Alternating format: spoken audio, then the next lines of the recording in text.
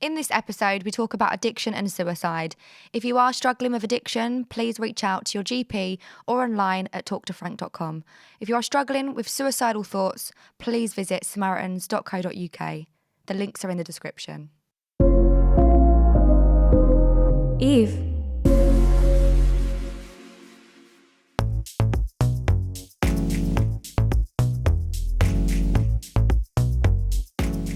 Hello, my saucy little sexy people. Thank you so much for tuning in to another episode of Bangin with me, Chloe Veitch, your host. And I mean, I'm literally like gagging to talk about sex and dating with this guest that I have today. They are absolutely stunning. They're fab, and I can't wait to show you. Obviously, you guys know that this dating podcast, we talk about like sex, dating, and we also give advice to the listeners. And you can also DM any of your dating dilemmas, any of your toxic situations, and any embarrassing moments that you want advice on to our Instagram and TikTok, which is Bangin with Chloe V Pod on TikToks and Instagram. Our Instagram is back up and running, so follow and share and comment and like, please. Okay, so I am going to introduce the guest right now, and you're gonna die. No, I'm sorry, you're literally gonna die, because I've been a fan of this person for quite a while now. And I needed to get them on because I've just got so many fucking questions I want to ask. I'm obsessed. It's Charlie Lee, everyone. Woo! It's me, bitch. So Charlie is a TikTok star, singer, and a fashion icon. Thank you. If you are listening and watching on our YouTube channel, Bangin with Chloe Veitch, you will see that you're dripped today. Like I said, I was wearing this yesterday. I told you this. This is yesterday's clothes, but thank you. But I've not changed my knickers in 3 days. I win. You win. I win. How are you? I'm good. I'm really excited to be much here. for And so coming good to meet you. on. Finally. Fucking finally. I know. You live in the same hometown as me. I do. Clacton-on-Sea. Clacton-on-Sea. Chav Central. Big up. Chav Central. You don't know what it is. You don't know. But yeah, thank you so much for coming on. Thank you for having me. You are a man of many talents. I am. You can sing. That's the main thing, yeah. Singing is like where I'm trying to go, yeah. I've heard. If anyone hasn't heard Charlie sing, please go on to my his social, TikTok. go on my TikTok. Which is? I am Charlie Lee. Mm-hmm. I am Charlie Lee. Simple. I am Charlie Lee. I listened to one of your videos earlier, and which one was it? I nearly cried. It was the Ocean Eyes. Wait. Ocean Eyes, Billie Eilish, and you were lent on a ledge, and you looked drippy as well. And I was just like, wow. I can't remember which one. Oh, I know the one you're on about. I did it in my living room. I nearly cried. Oh, thank you. I thought he sings. Yeah. But I've seen a few of your videos before, and I just, go check them out. It's just trash, talking shit, and then it's like one singing video. It's like Adele. Yeah. It's like Adele. Adele is very like, you're right, guys, You're what's right, happening? babe. Wagwan bass. And then she's like, la. And you're like, wow, where does this come from? Are they the same person? Yeah, exactly. I feel like you've kind of got that yin and yang with yourself. I do. Like split personality almost. I really do. Like my music is like really like, I don't know, like the real vulnerable me. And like people hear it and they're like, oh my God, ha ha ha, so funny. Wait, oh no, he's being serious. Like he's actually singing. Yeah, no, and then like literally. the other half of me is just like crazy talking shit in your face. Yeah, You know what I mean? like the hoe TikToks. And what is it? Your Schlag. Yeah, schlag. Don't, it follows me everywhere I go. Literally everywhere I go, it follows me. I'm like, the people are like, oh my God, ma'am, it's the Willy boy. It's the Willy boy? And they're like 4 years old. I'm like, oh my God, you shouldn't say that. Like, yeah. Where is your mother? Where's your mother? Yeah, literally. Follows me everywhere. Where did that come from? The Willy? I honestly, that went viral? It was an accident. So I kept getting banned. On my last account, I have 2 accounts. That's what you saw my other singing video on. Mm-hmm. Long story short, I had another account and like it was just like my new one's not any more PG, but the last one was just like really vulgar. Like, and I was saying willy, dick, this, balls, tits, everything. Love it. Like literally didn't give a fuck. Bit of me. And I kept getting banned and I kept getting banned. And then they TikTok? took me off TikTok like altogether, that page. I got it back. And then I thought I need to say something else that's like you know, Willie, but like different, like just different. So like, there's a play on it, with so an I can't get accent. banned. Yeah. So I said Willie by accident, and like, Willie. like so many people picked up on it, and then now it's Willie.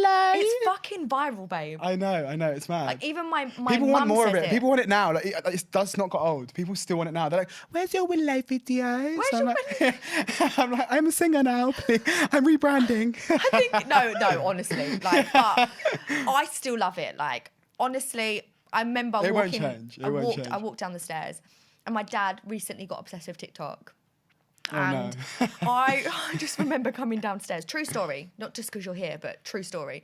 Remember coming downstairs. It was like 3 a.m. You know, like them late nights when you're just scrolling on TikTok, and then that video comes up like, "You should sleep." And you're like, okay. This is your sign to go to TikTok is sleep. full of it. You're addicted. So my dad was laying on the sofa and he was just scrolling, volume up, full blast, and it was all I heard was Willie. Can I suck your Willie? Big Willie. And I thought, Dad, no way. And then I was like, he's from Clacton, you know. And he was like, what? No way, I love him. Really? Yeah. Oh my God, we win the straight men too. Made it, baby. They don't hate us. So, Charlie, one thing we love doing on this podcast is it's a segment called Bangin or Bust. Mm-hmm. So we speak about one thing that was banging from your week and one thing that was bust from your week. And I'll go first with my bust, and then whatever one you can think of, go first with the banging or the bust. Okay? Yeah. So, banging or bust. I'm going to go with my bust. So I basically live at Nicole's, which is my best friend. I love Nicole. Yeah, she's Love just her. my Irish baby. I've met her as well. Have you? Yeah. Oh, it was I by love accident with her. Kegs. Oh, I love her. Yeah. So I basically live at hers, even though I've got a flat in Essex, and I haven't had my car cleaned in what I thought was a couple of days, but I'm like dyslexic with time and stuff. So yeah, I got in my car and I tried to eat healthy by having a fruit pot. I put the fruit pot in the side of my car door. Obviously, it's been really fucking hot recently, and I haven't driven my car for a few days, The or fruit like flies. weeks even. Don't tell me there's fruit flies. I got in my car. No, please don't judge me. I got in my car, opened the door, and I just got swarmed. I thought, I was like, I've been attacked. I'm being attacked. It was like they just started flying at me, and I was like, I am a dirty whore. Yeah, same. People see social media and things like that, and they're like they see numbers and they see how you are online. They think like, oh my God, prestigious. Like, no, we are fucking tramps. Like, I don't know about, maybe I'm just talking about myself, but like, I don't have my shit together. Like, trying, getting there. I'm so unmanageable. Yeah, same. Oh my God. But what's your banging or bust? My bang would be that I was having the best night of my life with my boyfriend last night. We're having banging sex. Banging sex. Banging. Ooh. Plugging it. And the bust was that he didn't bust. He literally fell asleep. I was riding as well. I was doing the work. I was doing it all for him, which is rare for me. Like, Oh my usually I just God. lay there and I let him do it. And I'm like, yeah, you do what you do best. Oh my God. And I thought, let me be nice to him. And I was like, is this not working? Am I shit at what I do? My whole brand is on like sex. Am I actually just shit at it? Oh my God, he literally fell asleep. Yeah, he was like, no, babes, I'm tired. He's a just- construction worker. So he's like, I'm really tired. And all these excuses. I was like, Then why am I sat on your dick? my pussy's out. Wake up. God, I'm literally trying. No, but like it wasn't like he fell asleep. Like I woke him up and was like, "Oh, babe." Like it happened a couple of times. I was like, "Okay, right, I'm not feeling this." Oh, no. I laid down like on the cold floor, like. Ooh. I mean, you're not the only one, because that's actually happened to me before. I think I've spoken about it previously, but I was in Spain, yeah, with the guy that I was talking to. And yeah, I kind of like started going down on him. And it was just after we'd like sunbathed at the pool. And I thought, right, perfect opportunity to get some brownie points. He was laying there, I started doing the deed, and then he started snoring. It wasn't just oh, he's asleep because he's not moving. It was like he was solid. Dead ass went. He was solid and went, Oh, it's insulting, isn't it? Like I feel insulted. I yeah, feel no, personally I did feel attacked. insulted. Yeah, I wonder if that's happened to anyone else. Of course it does. That's what I'm telling myself. I was like, it's happened to me. This is normal. Surely it's happened to someone I'm else. I expect like when you're 30 or 40 years old, you know, when you've got kids and shit Menopause like that. happening. Yeah. Oh, I'm not in the mood or I'm tired. Yeah. Like I'm 21. My mum and dad don't sleep in the same bed anymore. Do they not? Because my dad snores. She's like, I'm not fucking dealing with your bullshit anymore. I've lived with you for however many years, and now I'm on my menopause, and you can get fucked. And he's always like, come on, Kyla, because my dad, he's very like open. I think that's why I'm so dirty. Because like I've grown up with my mum and dad who are very like openly sexual. So my dad will just like bend my mum over and pretend to like fuck her over the kitchen bench. And I'm like, ugh. But then when I have a guy come over, I'm like, Dad, watch. And then I like bend him over. My dad's like, you're such a That's so nice. That must be so nice. It must be so nice. Yeah. What's your bang? You said bus. You didn't say My bang. To be honest with you, I mean, I haven't been laid.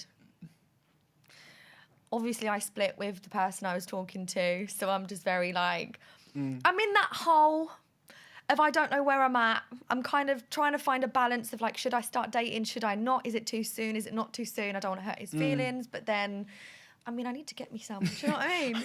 So I've gone from like 9 inches of pure massive dick to nothing. To razors. Exactly. For myself. DM the podcast. She's free. She's open, guys. I'm free. Business inquiries. I've got a few questions I want to ask you. Let's go.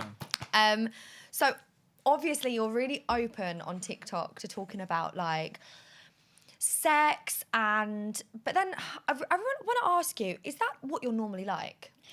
Yeah, or is and it no. kind of like a brand? Yeah, and no, like the whole idea of like the whole sexual thing, like sexualizing, all started from being a gay man, like talking about sex is like such a taboo thing, especially on social media and stuff like that. Or yeah, it is. Like if it's very frowned upon, and obviously there's still so much hate out there. And like I see guys all the time, like straight men, not all, like not generalizing, not all, but it's the known thing that straight men can be like, oh yeah, laddie, sex. And I just I'm not actually that sexual. I've had 3 sexual partners in my life. Yeah. I've had 3 sexual partners in my life, including my boyfriend now. Yeah, which is the thing. But it was more about like, I do love sex. I love it and I'm so free with it. But at the same time, it was more like a point to prove that like, yes, I'm a gay man and I will fucking talk about sex. So you want to talk about prostitutes and how you bagged this bitch. And red light district. Yeah, red light district. Making women feel like shit. Cheating on there, cheating, like, oh yeah, I cheated on this girl. Yeah, all of that shit. And I just thought, obviously I don't go to that extreme, but like, it was more of like a political thing to just be like, fuck it, I'm gonna do it. And I love when you comment your little like homophobic things and you think you'll get me upset, you are feeding into exactly why I do it. So thank you. I fucking love No, but that. it's for real. It's for real. That. Like it's like you Haters should be are able to express motivators. yourself regardless. Definitely. And I love that about you because like you own who you are. Yeah, Like, you own who you are. Some days I know who I am, some days I don't. No, same. But I feel like that's life of everyone. Like, and that's another question I was going to ask. Like, with obviously being so open and so like sexual with some of your content, and then obviously trying to switch from that to actually, I'm a singer as well. It's like, when you go on a date with someone and they're like, oh yeah, like they grab your ass and they put their arm around you and they try and kiss you within the first 5 minutes. But it's like, hang on a second, do you even know my second name? No, literally. Do you, like, I want to talk about my traumas. I've opened that up for myself, like going out, especially when I started, like, I was blowing off in like, blowing off. Why is this so sensual? I was blowing off. No, I was popping off during lockdown and then I was like... Sorry, I just sucked off the mic. I got so excited. I really underplayed that. I was like, okay. Wait, I'm knocking the mic. But yeah, I was popping off during lockdown and then like obviously I wasn't really going out. So it wasn't like, I didn't really get the brunt of like, the chaos that comes with it. That I obviously love. Yeah. But yeah, and then I was going out, then I started going out to nightclubs and like, gay clubs heaven. And oh my God, like, I'd go out and I'd get groped and shit. And like, oh, it's the Willy guy. And I'm like, wait, does this I'm like, does that, yeah. Like I love sex, but when it's like consensual, like it doesn't mean you can just touch me. But like it did open up that window. But I feel like I've kind of expressed enough now online that like, don't fucking touch me. Yeah, like no, if I like, let's feel the vibes together. It's not a one person thing. Do you know what I mean? Fuck, that must be hard though.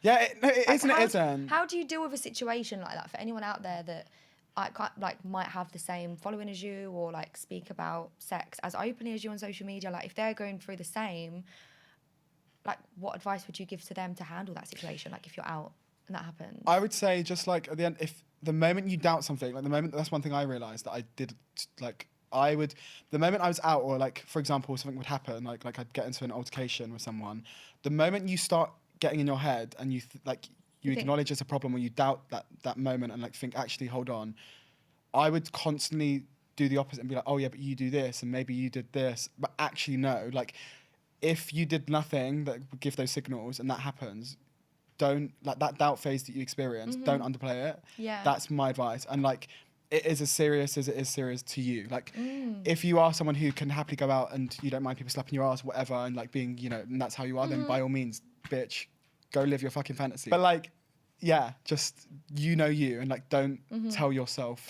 Don't try and talk yourself out. Yeah, definitely. I think that it's really healthy to have those boundaries. To be like, yeah, I love talking about sex. But also know your worth. And, like, be able to tell people. Like, you also hold so much power. Like, in like how you deal with that situation, and you could help so many people after. Like, if like the amount of times people have groped me and I've got mad and I've like gone to, you know, and like I would doubt it a little bit. Whereas now, if if that happens, I'll be confrontational, and like even though sometimes like I'm a bit too much, especially when I'm drunk, and that's mixed in it.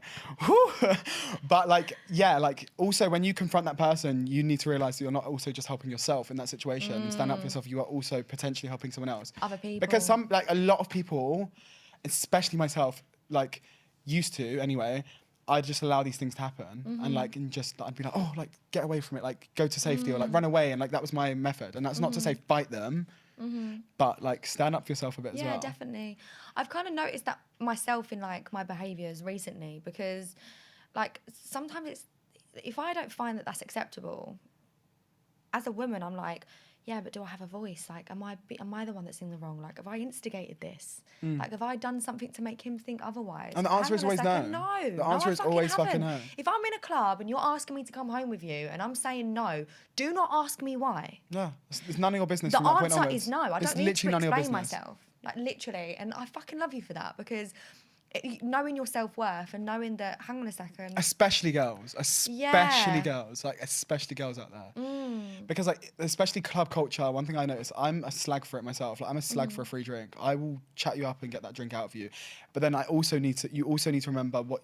Just because you buy me a drink doesn't mean I'm going to suck you off. Yeah, but also understanding that when I know that I'm doing that, I know that there's a potential that could happen. So like, you do have a part to play in it too, as in like, understand what you're getting yourself into. But like, it don't matter if you fucking, you know, give all the vibes. The moment you say no, like especially to young girls out there, because you hear about it so many times. I've got like little cousins and shit, and they talk about things that have happened, or like boys and behaviours, and I just think like that's so normalised, but it's not. Like, if it feels wrong, it's fucking wrong, and like stand by it. Definitely. Obviously, you talk about kinky stuff on your Instagram. Are you kinky with your boyfriend? Oh, yes. I'm kinkier than him. Really? I'm so much kinkier than him. Is that a good thing or a bad thing? It's good and it's bad, because sometimes like I want to do certain things and I'm like, ooh, child, a bit too far. Like, what are you doing? Like, and we'll be outside and stuff. Or like, I don't know, what was it? Even today when he was dropping me off, we were on the train station and he was like, oh yeah, suck my dick as a joke. And I was like, go on, get out. And I was like, I was fully ready. Like, I get in those moments. Yeah. And then he was like, wait, hold up. Like, wait, no, I was joking. I was joking. Wait, have you seen that video? Let me tell you something. Wait, let me tell you something. Literally, so he's like, sometimes it's a good thing. Like, I don't want to be cancelled. Could you imagine a video coming out? Oh my God. Near a fucking train station, living up to the brand. I love car sex. It's my favourite. Oh, I love car sex. So do you feel like you're bringing that kinky side out in him? Like, when you first met him, was he... Because I've seen some of the videos on TikTok, and he's very good looking, by the way. Oh. No, when he dyed his hair blonde, I was like, fuck, he's sexy. It was a mistake, by the way. What? The blonde. I was trying to bleach it and get a blonde, and then he had to shave it all off. Like, it was a whole palaver. It went blue. I fucked his hair up. Oh. He hated me for a day, and he wouldn't admit it. I got no sex that day. But did you then follow him? Pardon? Did you have sex the following? Yeah, so he's forgiven you then? Yeah, he felt good. But after he got the compliments, and I was like, no, you look good. I was bigging it up, and he was like, yeah, of course you'd say that. And then, yeah, everyone was like, yeah, no, it looks good. And then, bitch, I got beat up. Oh my God. So, like, do you feel like you have to have... Because one thing we love talking about on here as well is, like, if you like something in the bedroom, how do you express that to your partner? Like, finding out that your partner isn't as kinky as you, how would you sit down and have a conversation? Like, do you mind if I, like, put my finger in your ass? No, I want to. I know I'm so submissive and I seem like the complete opposite. I want to do that. Just for the fun of it. No, just for the fun of it. Like, and he's like, so like, no, like nothing like that. No, I'm not like that. But so he doesn't like ass play? No, at all. Really? Yeah, he doesn't. Okay. Like, he's like literally my dream in a way. Like, and it sounds so bad, but like my type used to be like straight, like mass guys.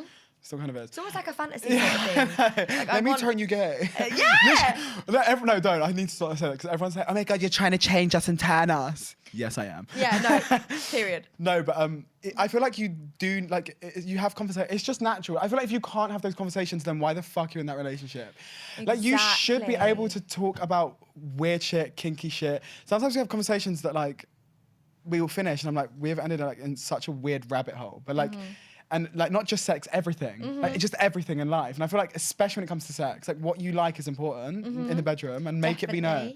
And like, you do have to meet in the middle. Like, there's not to say like, let me finger you. Yeah, it's compromising. Okay, well, if you won't let me finger you, then what will you let me do? Yeah, exactly. Like, oh, I mean, yeah, I had an experience with a I guy. can touch the gooch. Yeah. Just touch above it. But can I lick it? Do you know what I mean? But yeah, so... Can I lick it? You sound like me. I just love it. Oh my God. I talk about arse on here so much. I know. Because I love licking arse. I love rimming. Really? Yeah. Do you? Yeah, I mean, I want to. I've not really done it before. I've done it once. I topped. My first time having sex, I topped. Really? I was the giver. Yeah, he pretended that he was, he pretended that he was going to, like, absolutely shag the shit out of me and have the best time. And he just laid... He laid there. No, he bought a fish and chips, drunk as fuck, 3 o'clock in the morning, laid there with his dick up in the air, and I was like, okay, he's like, do I get on top? Like, what's going on? Like, first time. He was like, yeah, no, like, I'm not gonna. He was like, you can be the top, and I was like, what? And he paid for like the whole like apartment and everything. I was like, okay. I was like, so I'm gonna go through this. Okay. And I topped, and I ate his ass, and I hated it because I didn't. Was that your first time on top? First time and only time on top, yeah. Okay, was it not? No, like I just hated it because it wasn't like someone I liked. Like, but like now it's my boyfriend. Like, I'm like. I think I've got a bit of a foot fetish, and I used to hate. Yeah, I've developed a foot fetish with my boyfriend because he has one for me. No, because he has one for me, and I didn't really. I was like, oh, like my feet. Don't look at them. Like, so, you know what I mean? What turns him on turns you on. Yeah, like it's kind of, but that's what I mean. Like we've had those conversations. Like it's happened, and like now, yeah, weirdly, and you can ask anyone. I hate feet. I fucking hate feet. Always have hated feet. Even my own. Like they just really gross me out. The whole idea of them. Always been that way. And then got with him. And like, don't get me wrong, I'm not looking at anyone else's toes here. She ain't a creep. But like, for my boyfriend, yeah, like, I feel, maybe it's just love. Maybe I love him so, maybe that's what it is. I think that might be part to play, because I was in love with this guy. Yeah, it still grosses me out though. He asked me to lick his ass, and I was like, I would never do that. But he got in the shower, come out, and then laid down. And I was like, okay, I'll try it. And ever since I've loved it. Really? So I feel like sometimes you have to try it out to know if you love it or not. Yeah. Try it before you buy it, girl. So have you got any top tips for anyone out there that's like, I don't know, wanting to experience or kind of like play around with like their sexuality, or like any tips on how to like explore their, like not kinks, but... Don't be ashamed. It's like the only tip. Like you need to get out of your head that like you should be ashamed. Like even like no matter how far you want to go, as long as it's consensual and you're having fun. Bitch, if you like it, you like it. If you don't, you don't. It really is as simple as that. Like it's the same as like you go and buy a fucking new chocolate bar that comes out. You're gonna try it before you know it. Exactly. And like you just have that mentality. I feel like there's so much shame when it comes to sex, especially in this day and age. There is. There's so much shame and like. And I'm such a slag, so it's hard. Yeah, I know. So I'm like, everyone's judging me. I know. I'm like, I have to make jokes about myself for it to be funny. I mean, No, then they laugh a lot. yeah. I'm a whore. But yeah, just the shame element. Like you have to, like once you get over it yourself, it becomes so much easier. Yeah.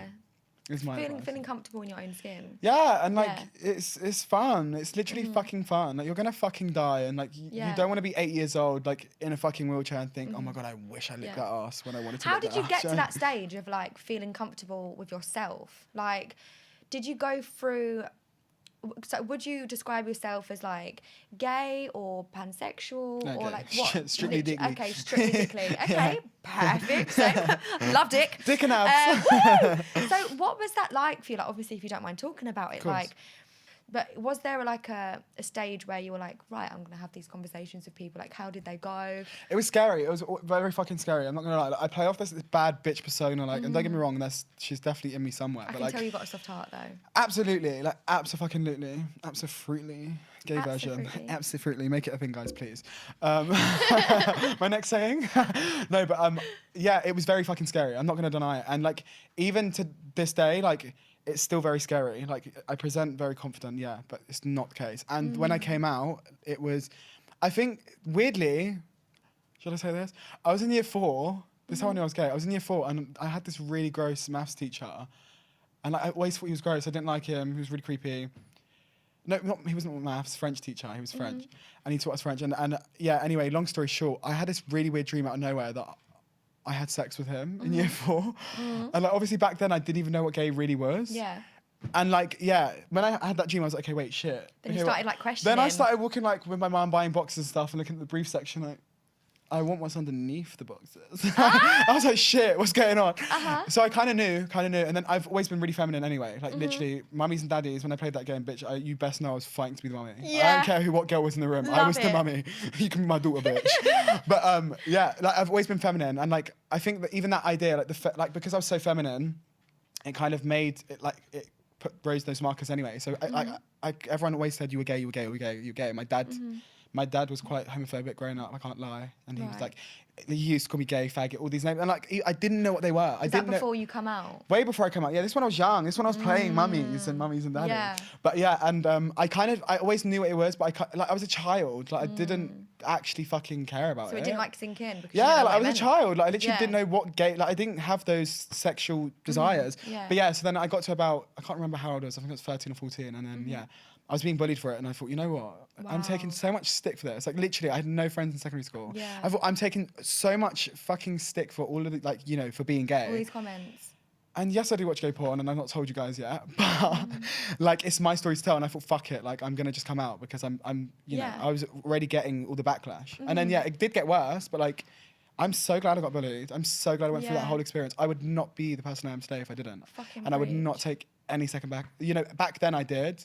Back then it was hard, but like, yeah. And I can imagine even today, like society's moving forward, but I can like even for the young generations now, as much as we're in this like, you know, woke world and, you know, we call people out, like it still exists and it's still very fucking scary. I mean, I can only hope that from now on, like, it gets people better keep on showing up and turning up and like speaking out and using their platforms to like, because like no one should ever have to go through that. And I'm glad that you've said like, I'm glad that it happened because like now it's kind of who I am. I used to get bullied when I was younger because of like my weight. People used to chuck food at me and be like, you're anorexic. And it's like, whoa, hang on a second. Now I've got a complex because I'm so thin. I want to put weight on. But like, we can't fucking win. No. Like, we literally can't win. There is literally, you could be far left and they want you to be right. You're far right and everyone wants you to be left. There is no middle. Like, we are the middle. Definitely. And when we accept that, that's when the world will change. Exactly. We literally, who we are and where we are is the middle. Self-acceptance. Sorry, it's my dyslexia coming out. She wasn't lying. Yeah. She's actually dyslexic. So you mentioned earlier that obviously your dad made comments when you were younger and stuff. Obviously, if you don't mind diving into it, like how is your relationship with him now? Like, are you in communication or like has he accepted? Where's he gone? I don't know where he is. Oh, yeah, I don't know. I don't speak to him, and like, I think it's for the best. Like he really tried to come back in my life. He tried to make it work at one point when like my mum and dad broke up. But it was just so fucking fake. You know, like, and don't get me wrong, I'm not slandering him. He has his own issues. I'm past the point of caring now. I'm at a point of acceptance where I realised that he was just mentally, like, not in a good place. And, like, he obviously had a lot of his own demons to deal with. Yeah. So I don't give a fuck. Like, I really wish him the best, but I don't know him. But you're not going to carry that weight on your shoulders. Also, yeah, like, don't get me wrong. I would be a lie to sit there and say it doesn't affect me now and again. But at the same time, like, I'm a human being. And, like, I will. And I think I have questions and stuff that will never be answered. Maybe one day. I don't know. Yeah. But at the end of the day, it's not for me, like, he put me through that. It's not for me to clear up that mess for him. He can come back if he wants to. He could do that if he wanted to. That's up to him. Yeah. And I feel like I apply that to everyone in my life. Like, give, and, like, it can be a two-way street. Like, and, like, definitely. Yeah, you can't, sometimes you actually just, the best thing you can do, even though it may seem like the hardest thing to do, is actually step back. I decided not to see him when he was trying. So he saw my brothers for a little while after, but I wanted nothing to do with him, and my mum was like, "No, you should. Like, come on, he's your dad, whatever." And I was like, "No." And how is your mum with all of this? Like, oh, she's my rock. She's my icon. She's my legend. Yeah. She is the most stubborn, most opinionated, most amazing mum in the world. Is the best way I could put it. Like, honestly, she's the toughest. Like, I would not be nowhere near like who I am without her, honestly. Good. She's just, she's a rock. She's got her own shit. She's got 5 fucking kids. Wow. 5 boys. She's always worked. She's done all the working and, you know, all the other shit. She is a queen. I know. She is a queen. And she's 41. Wow. 41. That's a young mum. Yeah, 15 was when she had my brother. Wow. 19, 20 with me, 24, 29. Wow. Wow, so you've grown up with like a lot of It's brothers. nice because I've grown up with a sister in a way. Like my mum is like my sister because she's still so young. She's like still current. She's with the times. Like there isn't like that massive gap. So it's really nice. She is my my best friend, my mum, the person that will tell me when I need to hear it. And she'll humble you quick. She'll be the one to humble you. Oh, babes. How would she describe you? Like you and your friends and stuff. Like how would they describe you as a person? Probably just I get it a lot, and I don't want to burst my own bubble, but like unique. Yes. Unique. I agree. To be fair, like I don't want to sound big-headed when I say it, but I know that I am. Like you don't sound big-headed. I just don't. I don't care. Promise you. I just don't care, and that reads. I know that reads. And definitely. I like that. It's all about vibes. It is. Like when what you about meet you? someone. What would people say about you? What do people say about me? People always call me dumb. You're not dumb, and though. I'm like, I think I'm quite smart. I just come across a bit thick. I think thick and dumb are like two completely different words. I think it's the Essex in us, babe. Yeah, I think it is. They hit Essex and they're like, right. Yeah. Turn And then off. they say, whereabouts in Essex are you from? I'm like, Clacton-on-Sea. They're like, you are not an Essex girl. And I'm like, I am. You're not dumb, promise. though. You're not dumb. You're absolutely not dumb. I mean, I try not to be. No, you're not. I do have to Google quite a lot of shit, though, to be honest. Yeah, but like, don't we all? Yeah. We're all so lazy. It's because the generation we're in. Literally, like, I would know the answer to a question. I'd be like, 1 + 1. Let me check quickly. Like, let me Google. What is verify. it? 2 + 2 is 4 minus 1. That's 3. Quick maths. Quick maths. How did you meet your boyfriend? Guess. So romantic. Out. On a night out. Out on a night out? Yeah. He walked in with a boyfriend and left with me. No, it's not that shady. Basically, he was with a guy that cheated on him once before, the week before, in heaven with this guy. Right. And then he like really wanted to like a serious relationship. He wanted to settle down. He stayed with him anyway, stuck it out. They were together for another week, obviously. They went out to heaven again, and he cheated again with the same guy in heaven again. And I remember, do you know what's so funny? I watched him walk in, and he didn't know who I was. And I knew this ex. I would say your name, but you don't deserve the clout. I fucking hate him. He's toxic as fuck. But anyway, won't go into that. But yeah. But anyway, he's out the picture I now. used to be friends with him, and like he was all right. But like, yeah, it went sour. Anyway, I watched James walk in, my boyfriend, and he was with this guy. And I remember just being like you know that moment, like, I never get that. Like, especially not men, they're gross, ew. But like literally I was like, I watched him walk in, I was like, whoa, who is that? Secretly undressing him. And my best friend Jack Pickering, shout out to him. Woo! He was like, oh yeah, I know him. He was like, I know him. And then anyway, so he was like, you know, he's taken. You know, I had all the talk and I was like, I don't care, please. Just set me up. And then, no, but anyway, at the end, James walked out on his own. I was like, oh, how's you and your boyfriend? And then he was like, yeah, we broke up. And then he spilled about obviously him cheating and catching him cheat. And then You were the shoulder to cry on. he had me up against, not crying, kissing. He had me up against 5 guys, we snogged. And then I was going to go back to his and I was like, you know what? No, I'm a classy girl. I've changed my mind. I didn't go back to his. I love that for you. I know, because I know most people expect me to be opposite. Teach me self-restraint. I was, it's hard. My cat was inside like meowing like, yeah, get out. But I said no and I stuck to it and I was like, no. And I said, we're going to go on a date first. If I'm going to shag you. Love that for you. And we did. We went on a date and we still didn't shag. 3 days after the date, I stayed at his house. So he waited. I mean, he had to wait. I made him wait. Love that. He was trying to do bits and he was like, yeah, we'll wait. And I'm like, why is your dick posted up Hard. against my arse right now? It's not going Calm in. down. Yeah.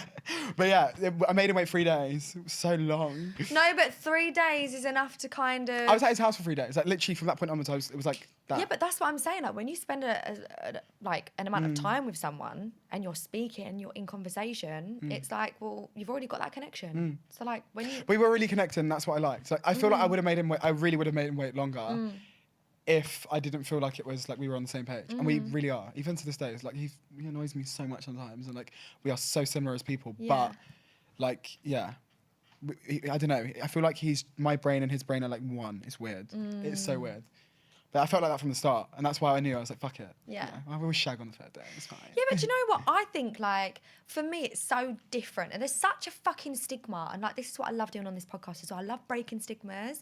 Because, for me, there's such a taboo about girls getting with guys or, like, guys getting with guys and, like, vice versa. And why can't I fuck on a first date? Like, if I like them, my friend Nicole always says to me, do you like him? And I'm like, yeah. She's like, okay, wait. Then fuck it. Just wait. I say But, fuck it. but if you don't like it, then just fuck him. I think everyone's different. I don't think like you're right. There is a stigma. Like I think for me personally, I am the way that I am just because I know the persona I give off. So I know that people like, especially boys, even like now that they're not in a relationship, like they think I'm easy, and I like making men believe that I'm easy, and then being like, and then taking it away from them. I'm about to kiss. Oh no. Yeah, like it's like that's like I can do that, and I feel like it comes with what I do.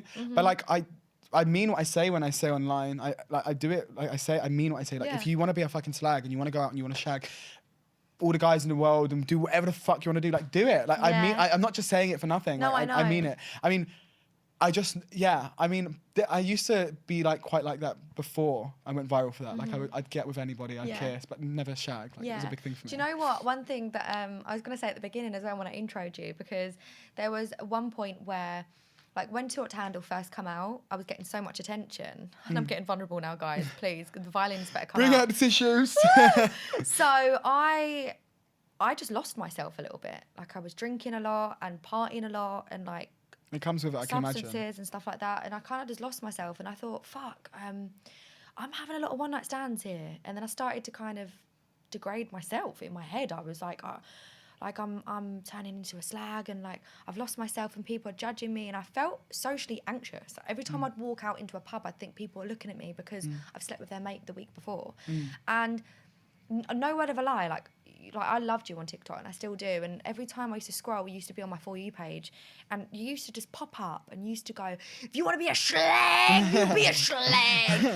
And you would like, honestly, it would touch me in a way where I'd just be like, do you know what? I can be whoever the fuck I want. I can do whatever the fuck I want without people judging me. If you need to go through that as like your experience, like that's your experience. Like no one can take that away from you. I feel like everyone has this idea, this black and white book of life, and it's like no, like it's so like everybody's book is so different. Like everyone, you are you, and like, if that's part of your process, like if you need to go through that to realize that you did feel degraded and you did feel like actually this is not what I wanted to do, or maybe I want to change it a little bit, like that's part of your process, and like that's fine. Like you shouldn't be ashamed of that. You shouldn't, and even if you do see their mates, yeah bitch, I've seen your mate, I slept with your mate, and what, keep looking because you can't touch this. Do you know what I mean? Like, but like it's really like you paint the story in your head, like you see it how you see it, and you paint your own path is what I'm trying to say. And like if you need to go through that, then fucking do it. Definitely. Who gives a fuck? 100%. And I feel like I'm such a preacher, aren't I? No, I love it. I'm such a preacher because I'm so engrossed into it. I'm like,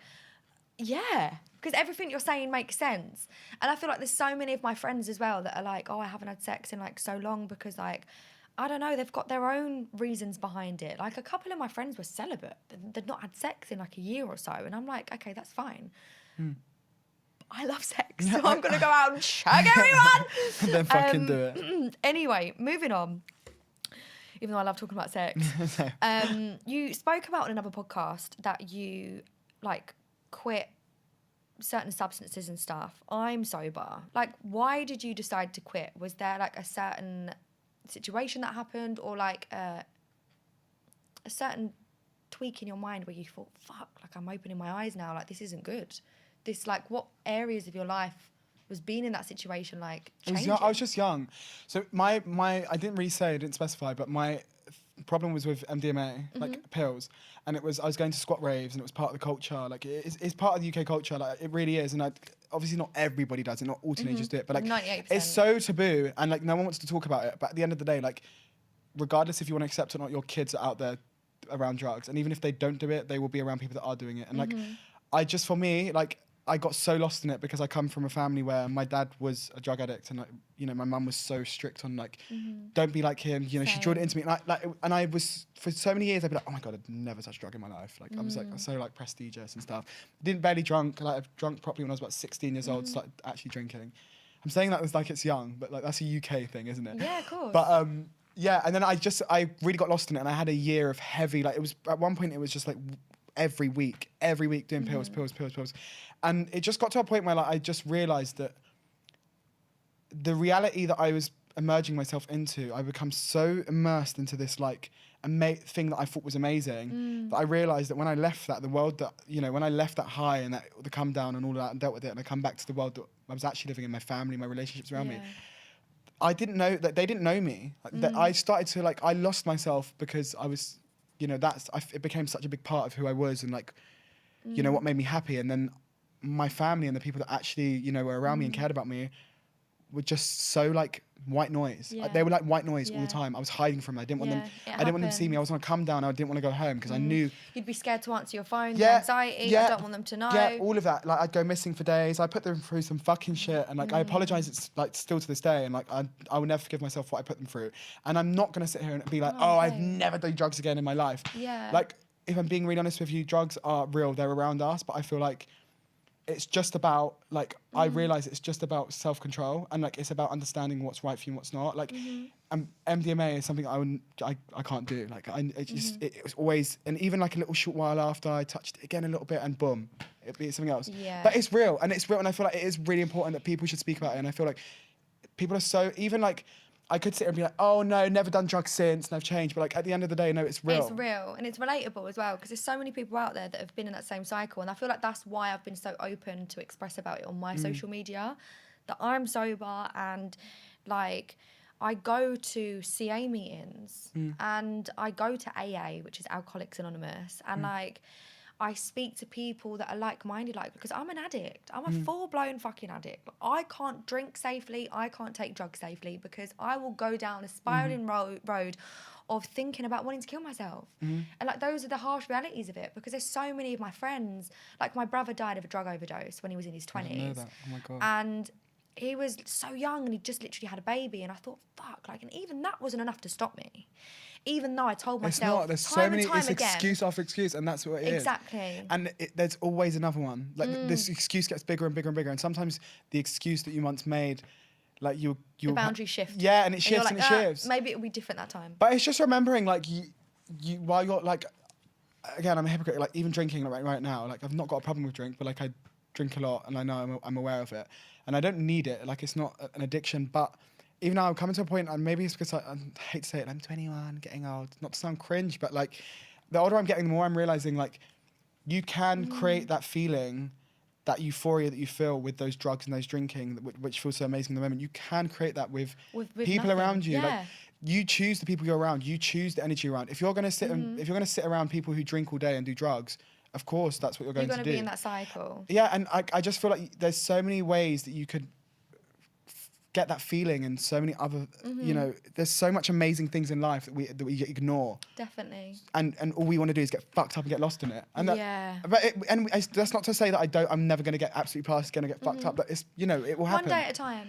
But yeah, literally. That's all I say. Every morning I wake up and I do a gratitude list, ring my sponsor, check good in on you for the day. Good on you for doing it. Yeah, but I just feel like there's so many people that I know in the industry that are lost in that world of the drugs and the alcohol, and I'm like, come with me, like it's okay. Like there is a solution to not ever being in that dark hole again. It's just that having that self-awareness, and that's what you've got. You've got that self-awareness of, I can't do that because I know that that's not right for me.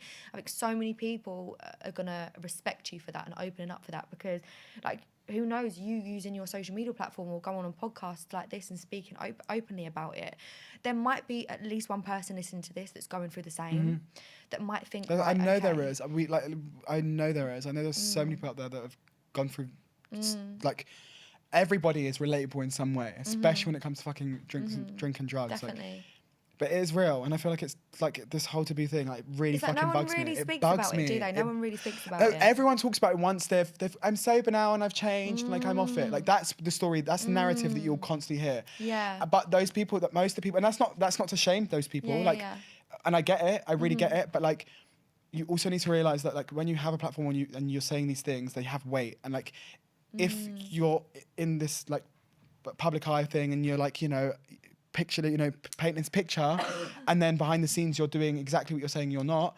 then what the fuck are you doing? And why? It's false experience, it's false this, false that. But that's why I'm glad that you're being so real with like, yeah, do you know what, I do still drink, and like, I'm never going to say never, but at the minute, it's like you're trying to implement that healthy boundary for yourself. Yeah, and it's just like acknowledging it. I think acknowledging it, like you said. Do you avoid like certain situations, like hanging around with certain people or going to like certain places, certain raves? Yeah, no, I do. Like my friendships have changed widely. Like I've got like my close friends, they know who they are. But oh my God, like when I moved, I don't know if you know, but I lived in London. I lived in Walthamstow. Really? East London until I was about 18.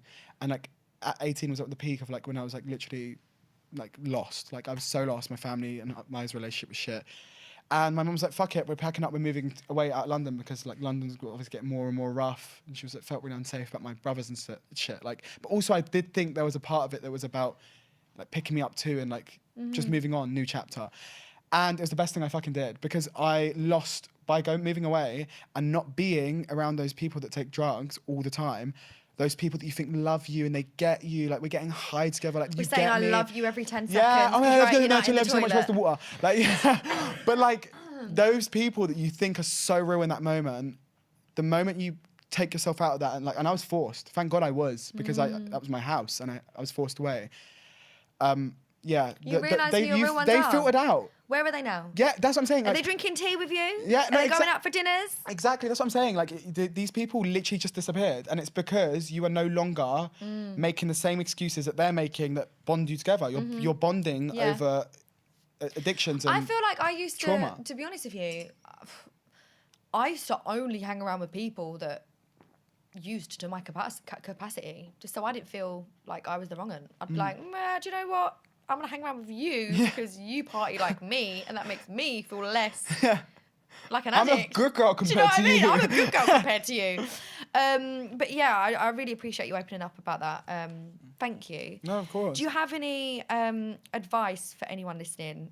Like, obviously, you can only talk on your own experience, but like with kind of stepping out of that scene or like trying to avoid certain situations in that like drug world, I know my advice would be to just speak openly about how you're feeling and to tell your friends and your family and your close ones if you feel like you maybe do have a problem, or just reach out, because a problem shared is a problem halved. And sometimes it's easy to sit in your own head and to be like ashamed or embarrassed, or like to feel like you're the only one out there that's suffering with this, but it's not. There's so many people that are in that same situation, and obviously like people kill themselves fucking all the time because they're in that deep hole of, I can't express this because I don't want people to think I'm trash. But actually, so many of us are in this. Is there any advice that you would give at the moment with anything that you're going through, or I'd just say like anything that changed? It's the same. I feel like the same advice is like the same thing I always say, but in different ways, and it applies to everything. It's just like your issues, your personal issues to you are, like you say, like I'm one human being with 50 million feelings in one day, and it's so overwhelming, and you can become so trapped within yourself and be so scared to express yourself. And you're right, when you speak to somebody else, I completely agree with that. My advice would be, remember it is half. And like sometimes when you open up about, like even this chat, I didn't really expect to go as deep as I've gone. Like I know, same, really but I feel like I'm just like very... Yeah, I really didn't expect it. But like when you are around people, like, you surround yourself with people that, you get that feeling and you can do that with, like, indulge in that. That is a much better feeling than any other fucking high that's going to come to an end and you have that come down and then all the guilt and shame. Yeah, definitely. Like this, like, surround yourself with good people. Also, when you talk to, when I talk to people that, have done drugs or coming out of it, or, in that shifting phase, and I speak to people, like, it's so inspiring. Yeah. It's so inspiring. Like, even just hearing what you were talking about and like your journey, like it's inspiring, and it's a reminder that, life does go on outside of it. Life is still here. Life still goes on. Definitely. And you have nothing to be ashamed of, is another thing I'd say. Definitely. I mean, you've experienced so much in life, and obviously you're a singer. Your TikToks are just comedy central. I fucking love them. Since leaving uni, because obviously you were in uni. I dropped out. I know you dropped out, but I mean, since dropping out of uni, what has been like the biggest transformative experience that you've had in your life? And then after this, we're gonna go into the advice segment. Okay, sick. The biggest transformation, I'd say it's me, like finding myself. I think the biggest thing, like the best thing that's come from leaving uni is finding myself, finding my managers, finding like the energy, like You're grounding. Yeah, finding the people that believe in me and like I believe in them, and like, when you become sure of yourself, and I'm not completely, you never ever will be. It's a growing process always, but when you do get to that point of like, shit, I actually feel like I'm a bit more in control. Like everything around me has just flourished, and like I filtered out the good, the bad, and like it's like I said, it's still a journey, but I feel like I know myself the most. I've ever known myself. Good. I'm so and glad. there's still a long way to go. I'm so fucking glad. I'd Thank you. take growth over perfection any fucking day of the week. Growth is like interesting. It's relatable. It's a story. It's what people. It's what everyone's going through. Definitely. And we like growth dicks. Yeah. Ugh. And growth. So basically, we always get like dilemmas and stuff from like DMs. Agony on. The Yeah, agony on literally. section. People want our advice, Charlie. Okay. Honestly, I always get nervous. Don't follow it religiously, please. Yeah, we are not guidance counsellors. We are not relationship counsellors, but I have no certificates. but we are Queen. gifted with experience. So obviously we love hearing your dilemmas and your toxic situations. So if you want to send in any of those to get our advice on, send it into the Instagram, which is Bangin with Chloe V Pod. It's up and running, and we look at all of the requests. So just send them in. Okay, so we've got one scenario. So I've been with my girlfriend for 3 years and we live together.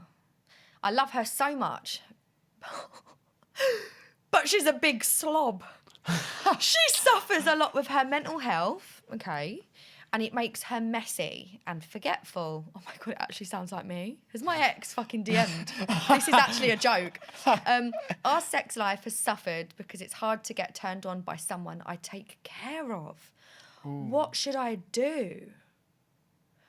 Wow. So they've been together quite a while. Deep. That was really deep. That is really deep. I mean, I love the honesty. Whoever you are, I love the honesty. Thank you for sending that in.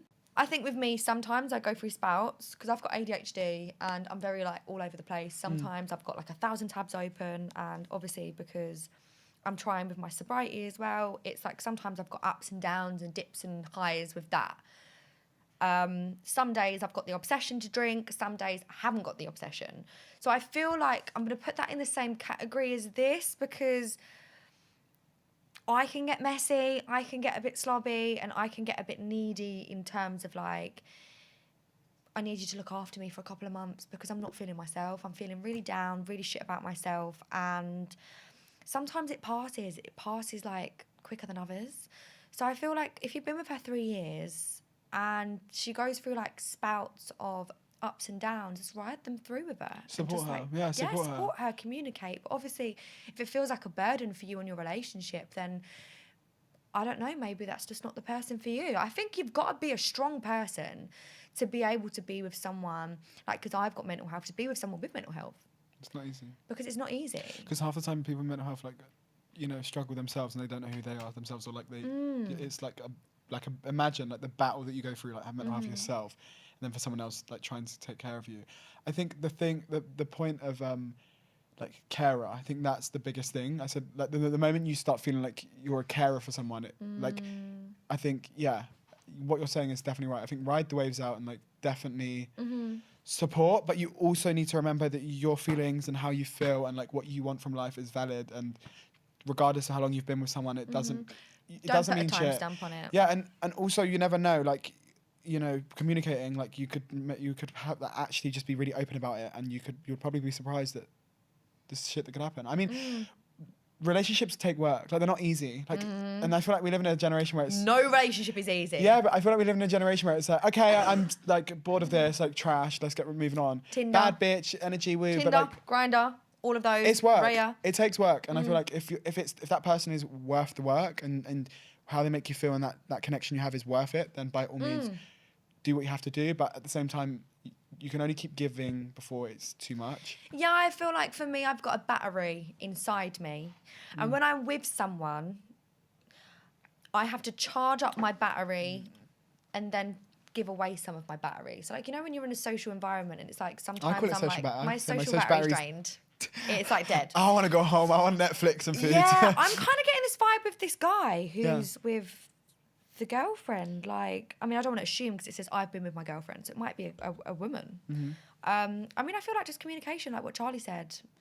If the sex life has suffered on your half because you feel like you don't have sex with someone you're caring for, maybe kind of question whether she's the one for you and just be honest about it. Like, no one wants someone to drag out a relationship if it's not what you actually want.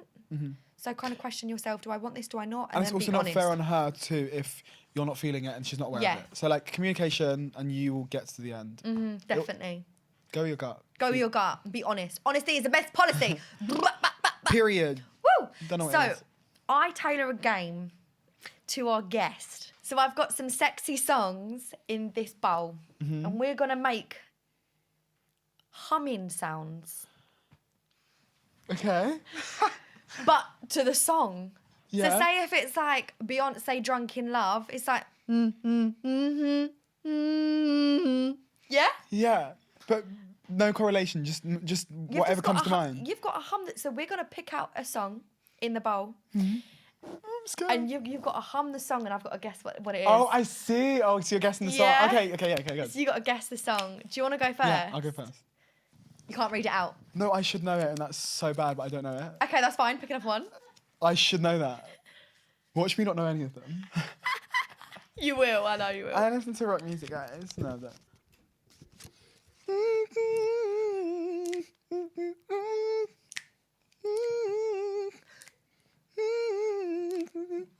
Fucking hell, he's a really good hummer.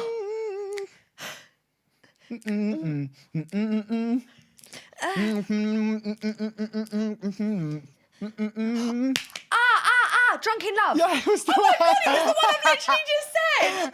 Drunk. Wow, Charlie, you can hum. Yeah, she's a hummer. Fuck. You went to Brit school, didn't you? I did, yeah. Fuck. I mean, it shows in your humming, babe. Thank you. You're not just a Should I good put singer. that down there? Yeah, just chuck it anywhere. I love this song.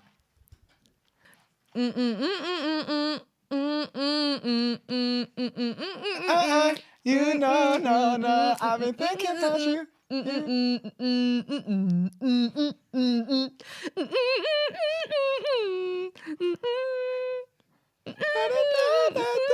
What is it called? Did you know the artist? No. I mean, he knows the song. You know the song. Thinking about you, Frank Ocean. Ocean. Yeah! Of course it was Frank Ocean. I know. Wow, that goes really high, doesn't it? I was like, You was good though. like I was straining for a shit. I said, no, guys, I do know who Frank Ocean is. Please don't slander me. Right, your turn. I'm really liking this game. I love this game. It's like the best game we've had. Oh my God, fuck off. It's the same one I keep picking up. No, I keep looking at the mic. No.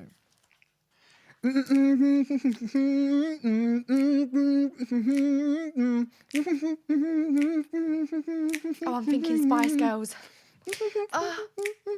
I don't, wait. Bit more. I'm not humming anymore, wait. No,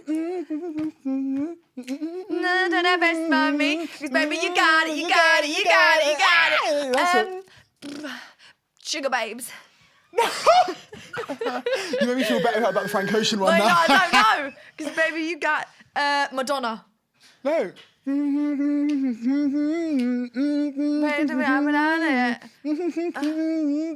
Beyonce. Yeah. Ah, did I get it right? Crazy in Love, Crazy bitch. in Love. Yay. Woo. Now I feel silly. Sugar babe. I said that with Sugar my babe. chest as well. Sugar Babe. I need to stop knocking this bitch. You're going the whole feed is just gonna be like. Oh, she said. Are you ready? Because I'm preparing myself. I'm scared. Right. I want to look into the camera when I do this. Sexual. I'm going to serenade you all.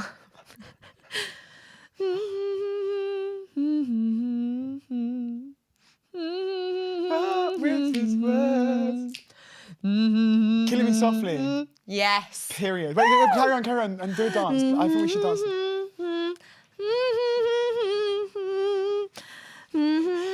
Pussy.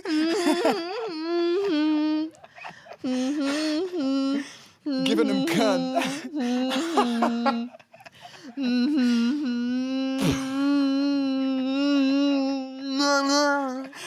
Yeah, I'm so sorry for the people that have had to listen to that. I mean, look much better on visuals. I got a boner. I don't have it. I'm sorry. Wait, no, I do. You got me excited. What a fucking anticlimax. I mean, that would have been my go-to. I gave Charlie Lee a boner. That would be in my Hall of I Fame. don't actually have a dick today. Today it's a pussy. Sorry. Oh, I shaved my puss yesterday. I know you said. You are a sick hummer. Thank you. You are super sexy. Thank you. And you are a bad bitch. Us. We're a bad bitch. Hide the missing nails. Thank you. Thank you so much for coming on. No, and thank you everyone for listening. I love all of you, my little supporters. Run it up on TikTok. Run it up. And yeah, run it. And yeah, you can watch it all on your podcast platforms and also on our Bangin YouTube. And that's a bye for me and Charlie. Mwah. Bangin with Chloe Veitch is part of the Eve Podcast Network and a Forever Dog production.